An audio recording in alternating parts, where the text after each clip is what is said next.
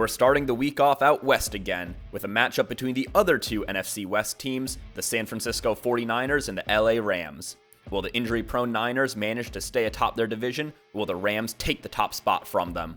We'll see in the simulation, but first, let's get behind the bar and make our drink a Gold Derby. Welcome to Week 5 of the Sips and Simulation season. A little peek behind the scenes here. This is actually the first video that I'm recording after Week 1 of these videos goes live. That's pretty cool. This is also somehow the first primetime game for both of these two historically very strong NFC West teams. Obviously, the 49ers got annihilated by injuries last year, but they're a perennial contender, and the Rams had their Super Bowl in 2021 and got a lot of production out of their rookies last year. We'll talk about the on-field matchup a little bit more in the simulation session, but first, we have to make our cocktail mashup, starting with a staple of Old LA, the Brown Derby. The Brown Derby is a cocktail that has called LA home for longer than the Rams themselves have, predating their original move to the city in 1946. The cocktail was created at the Vendome Club sometime in the 1930s, with the first written recipe for the cocktail appearing in 1933. The drink is named after the Brown Derby Diner in LA, which was this very distinctive diner shaped like a derby hat. And while this was really cool to look at, this design had the unfortunate downside of absolutely atrocious acoustics. Basically, because you had this large domed chamber with no sound-absorbing material, sounds would echo across and sort of bounce from one end of the room to the other, with the effect getting worse the closer you got to the outside wall. The spec for this drink is really simple, consisting of no more than bourbon, grapefruit juice, and honey syrup, just your classic trio of spirit, sour, and sweet, which you see in a lot of other cocktails like a daiquiri or a gimlet.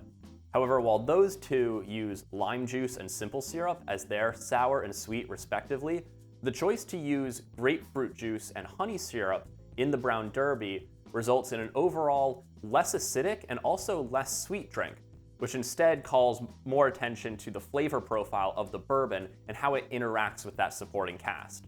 Now, if you want your drink more acidic and sweeter, then you need look no further than our next drink from the Bay, the Gold Rush. Now, the Gold Rush is a very similar drink to the Brown Derby in terms of spec, consisting of bourbon, lemon juice, and honey syrup. However, the two drinks differ in a number of ways, both within the glass and in a larger meta aspect. As I mentioned before, the Gold Rush is a bit sweeter and more acidic than the Brown Derby, in part because lemon juice is actually more acidic than grapefruit juice, and also because it calls for more honey syrup in the recipe. Additionally, instead of being served up in a coupe glass the way the Brown Derby traditionally is, the Gold Rush is instead served down in a rocks glass over a large cube of ice, allowing for additional dilution as the drink is enjoyed. Now, with all that in mind, you're probably expecting the Gold Rush to be a contemporary of the Brown Derby, or maybe even predate it. After all, the recipe is quite similar to a Prohibition-era cocktail called the Bee's Knees, which consists of gin, lemon juice, and honey syrup.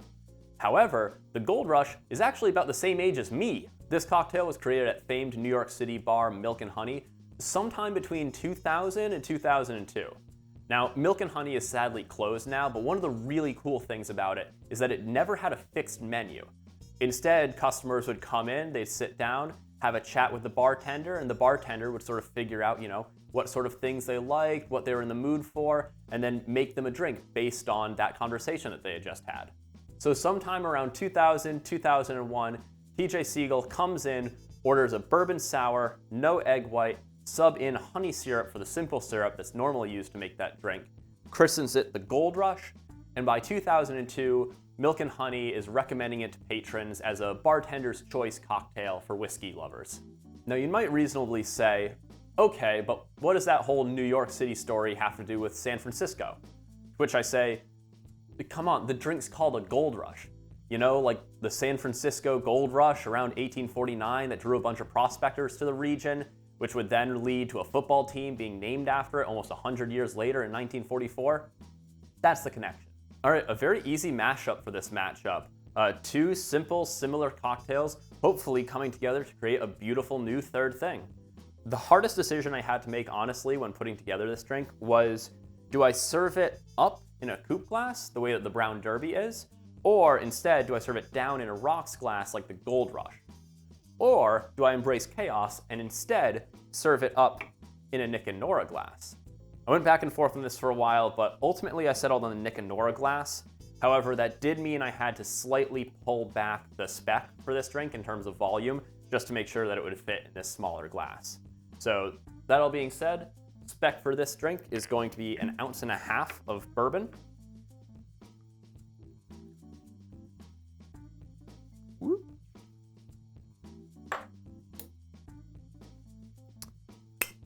And then 1/2 ounce of grapefruit juice. I feel like this is probably one of the things where it's like, if you can go and actually get like a proper grapefruit and, you know, squeeze that for juice, that's your best bet. But at the end of the day, you know, I just grabbed a container from the store. This is quite cheap, quite easy. Hopefully makes a good drink. Then 1/2 ounce of our honey syrup. Probably one of the easiest syrups to make, honestly. You just put honey and water in a glass together and shake it up until it, you know, sort of comes together into a lovely, pourable syrup.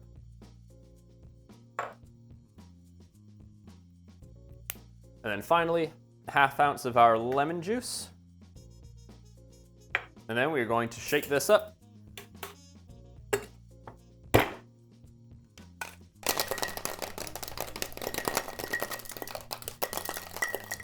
All right. Crack that bad boy open, he says. There we go.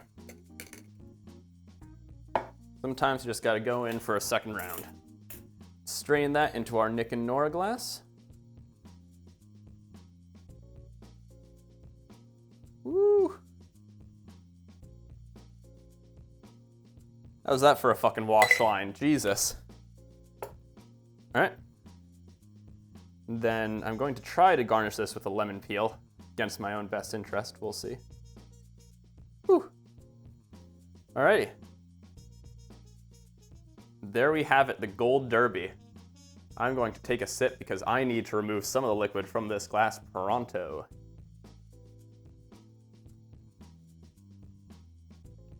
Ooh! Oh, that is a delightful combination. Oh, wow.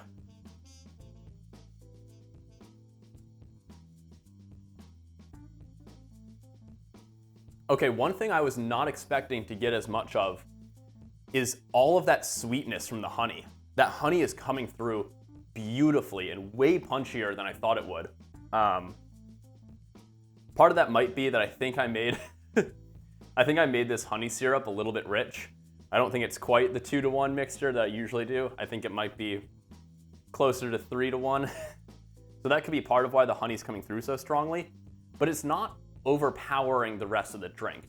It's just a really nice, you know, floral bit of sweetness on, like, up front on the tongue, that then gives weight into the rest of the sort of acidity and those like bourbon notes. Oh.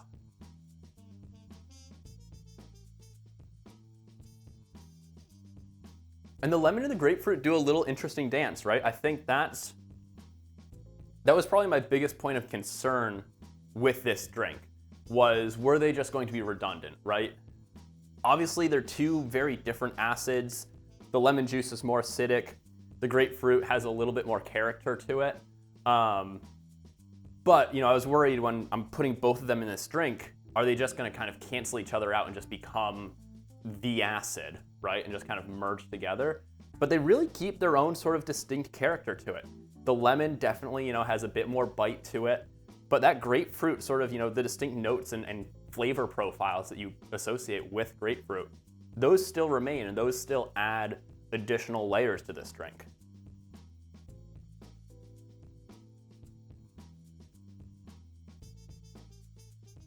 I mean, this is honestly like kind of a dangerous drink because it just like, it's so smooth and well balanced. I think like this is really sort of like the epitome of a balanced drink, right? Where everything is kind of in conversation with each other and nothing, you know, flavor-wise is getting too loud, too out of hand. My initial spec for this was to do a 2-ounce pour of bourbon instead of the 1.5 ounces. And I do think that's probably a better drink. But as you saw, there's absolutely no way that drink is fitting in this glass.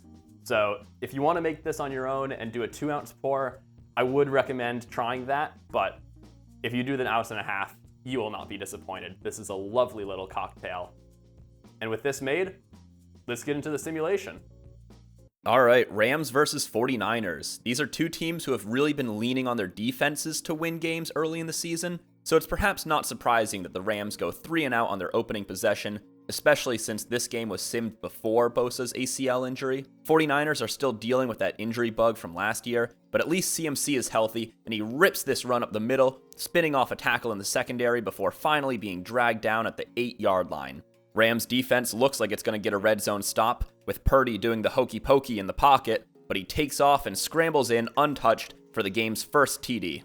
The Rams' second drive doesn't go much better than their first, with Stafford's pass to Adams on 4th and 1 being broken up by Renardo Green. Their defense has a better second drive though, forcing a Niners punt and getting the offense the ball back.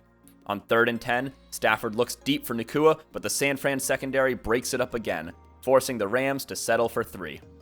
The 49ers' 2-minute drill brings them all the way down to the 4-yard line with 20 seconds left, and Purdy once again tucks and runs for a second rushing TD, putting San Francisco up 14-3 at the half.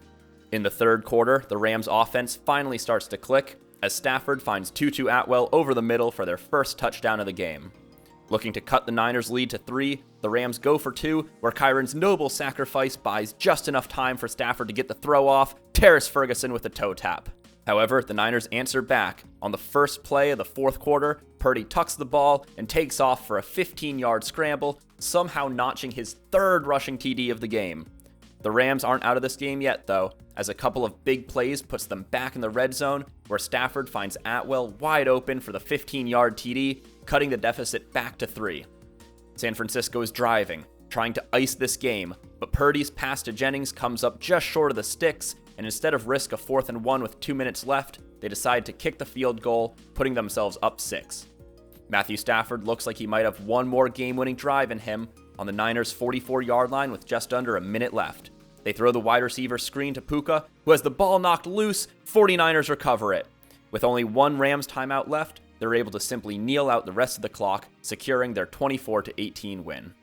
Both of these teams have gotten off to good starts this season, so I think this should be a really close matchup, but we'll have to see how much losing Bosa impacts that Niners defense. Now, the Niners do have Brock Purdy in this simulation, since injury reports seem to be pointing to him returning by week 5, but obviously if Mac Jones has to start again in his place, that could change the game's outcome. That said, pretty quiet game for Purdy through the air in this one, only 200 passing yards and no touchdowns, which is well below his historical averages. A much healthier game for Stafford, 237 yards and 2 TDs is actually pretty typical, and Madden even got a reasonable amount of pass attempts. With the running backs, we see 2 basically identical performances. Both Kyron and CMC had 14 carries. Kyron managed 2 more yards, 57-55. This is pretty par for the course for McCaffrey, but actually represents a slight step back for Kyron, who tends to average closer to 70 or 80 yards per game. Now, neither of them managed to find the end zone, and that's because Brock Purdy stole all the damn rushing TDs. Now, I thought this was going to be a totally unprecedented performance for Purdy, because he's not exactly known as a rusher, but he's actually pulled something similar once before. He's never had 3 touchdowns in a game, but last year against the Chiefs, he had 8 rushes for 27 yards and 2 TDs. The receiving stats were far more pedestrian. Unsurprisingly, Devontae Adams and Puka Nacua both topping the stat sheet for the Rams, though funnily enough, it's Tutu Atwell who had both of their receiving touchdowns. We see much more of a committee approach from the Niners, with nobody bringing in more than 4 catches. It certainly seems like this offense is missing the spark that Kittle brought to the pass game, though tight end Luke Farrell managed almost 40 yards and only 2 catches. Oh, and as a fun little treat, your favorite fullback Kyle Juszczyk had a reception. Over in the Monte Carlo sim, we can see slightly depressed QB stats as per usual, while Kyron and CMC both enjoyed nice boosts to their numbers. In the receiving department, Devontae and Puka swapped places on the stat sheet, while the 49ers have a couple of zeros on their end, which I think is partially due to an error in how I changed up their roster after all of those injuries. It seems like these zeros didn't affect their offensive output though, as the most common outcome of the simulation is a 21-14 San Fran victory. When you average out all of the 10,000 games, the result gets a little bit closer, but it still has the Niners remaining atop the NFC West with a 20-16 final score. Do you agree with the simulations, or do you envision a different future? I'm looking forward to hearing your thoughts down in the comments. As a reminder, our drink for this matchup is the perfectly balanced, floral and citrusy Gold Derby.